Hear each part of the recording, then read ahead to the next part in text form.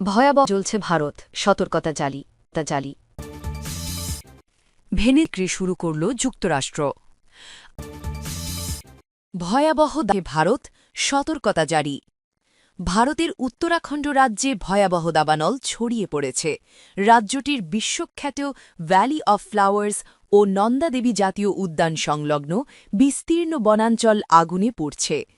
পরিস্থিতির ভয়াবহতা তুলে ধরে এনডিটিভি জানিয়েছে, আগুন এতটাই ব্যাপক আকার ধারণ করেছে যে তা এখন মহাকাশের স্যাটেলাইট ছবিতেও স্পষ্টভাবে দেখা যাচ্ছে। দাবানল নিয়ন্ত্রণে আনতে ভারতীয় বিমান বাহিনীর চপার হেলিকপ্টার মোতায়েন করা হয়েছে। দুর্গম পাহাড়ি এলাকায় আগুন দ্রুত ছড়িয়ে পড়ায় স্থলপথে নিয়ন্ত্রণ কার্যক্রম ব্যাহত হচ্ছে, ফলে আকাশপথেই আগুন নেভানোর চেষ্টা চলছে। সংশ্লিষ্ট সূত্র জানায়, জানুয়ারির শুরু থেকেই বিভিন্ন এলাকায় দাবানলের সূত্রপাত হয়। আবহাওয়াবিদ ও বন বিভাগের কর্মকর্তাদের মতে, চলতি শীতে হিমালয়ের এই অঞ্চলে উল্লেখযোগ্য তুষারপাত কিংবা বৃষ্টি হয়নি।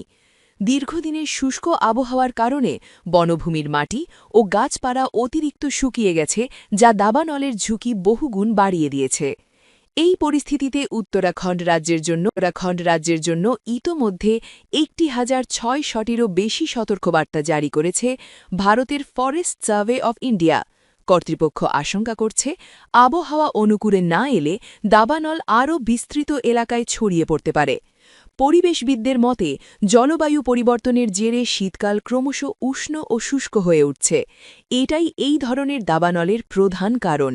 তারা জানিয়েছেন, এই আগুনে হুমকির মুখে পড়েছে হিমালয়ের অমূল্য জীববৈচিত্র্য। সেই সঙ্গে ভূমিক্ষয় ও ধসের আশঙ্কাও বহুগুণে বেড়ে গিয়েছে। ইউরোপীয় স্যাটেলাইট চিত্রেও ধরা পড়েছে এই আগুনের ভয়াবহ রূপ। কোপার্নিকাস সেন্টিনেল-2 মিশন মহাকাশ থেকে উত্তরাখণ্ডের দাবানলের একটি ছবি তুলেছে। ছবিটি ২০২৫ সালের ৯ ডিসেম্বরের। তবে ২০২৬-এর জানুয়ারিতে পরিস্থিতির খুব একটা পরিবর্তন হয়নি, বরং নন্দা দেবী বায়োস্ফিয়ার রিজার্ভের কিছু অংশও নতুন করে তীব্র দাবানলের কবলে পড়েছে। ভেনিক্রি শুরু করল যুক্তরাষ্ট্র। আনুষ্ঠানিকভাবে ভেনেজুয়েলা থেকে তেল বিক্রি শুরু করেছে ট্রাম্প প্রশাসন। প্রাথমিকভাবে প্রায় $৫০০ মিলিয়ন তেল বিক্রির কাজ চূড়ান্ত করা হয়েছে বলে জানা গেছে। ট্রাম্প প্রশাসনের একজন কর্মকর্তা সংবাদ মাধ্যম সিএনএনকে এ তথ্য জানিয়েছেন বলে আনাদোলু এজেন্সির প্রতিবেদনে বলা হয়। হোয়াইট হাউসের কর্মকর্তারা জানিয়েছেন, আগামী কয়েকদিনের মধ্যে আরও তেল বিক্রির সম্ভাবনা রয়েছে। খবর বিবিসির। চলতি মাসের শুরুতে মার্কিন প্রেসিডেন্ট ডোনাল্ড ট্রাম্প বলেছিলেন, বিশ্বের সবচেয়ে বেশি তেল মজুদ থাকা ভেনিজুয়েলার তেল সম্পদ ব্যবহার করতে চায় যুক্তরাষ্ট্র। ভেনিজুয়েলায় মার্কিন সামরিক অভিযান এবং দেশটির প্রেসিডেন্ট নিকোলাস মাদুরোকে আটক করার পর তিনি এই মন্তব্য করেছিলেন।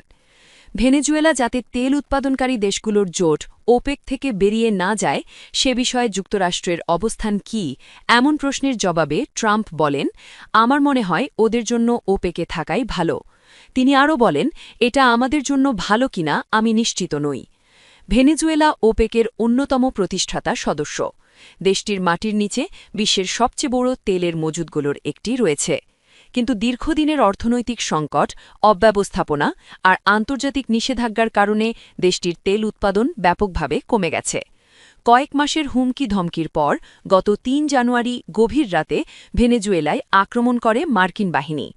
রাজধানী কারাকাস ছাড়াও কয়েক শহরে যুদ্ধবিমান থেকে বোমা বর্ষণ করে এবং মাদুরো ও তার স্ত্রীকে তুলে নিয়ে যায়। এরই মধ্যে ট্রাম্প জানিয়ে দিয়েছেন, এখন থেকে ভেনেজুয়েলা চালাবে আমেরিকা। সেই সঙ্গে এর তেল ভাণ্ডারের ওপর নিজেদের কর্তৃত্ব ঘোষণা করেন। এদিকে মার্কিন প্রেসিডেন্ট ডোনাল্ড ট্রাম্পের সঙ্গে ভেনেজুয়েলার ভারপ্রাপ্ত প্রেসিডেন্ট ডেলসি রদ্রিগেজের ফোনালাপ ইতিবাচক হয়েছে বলে জানিয়েছেন ট্রাম্প নিজেই।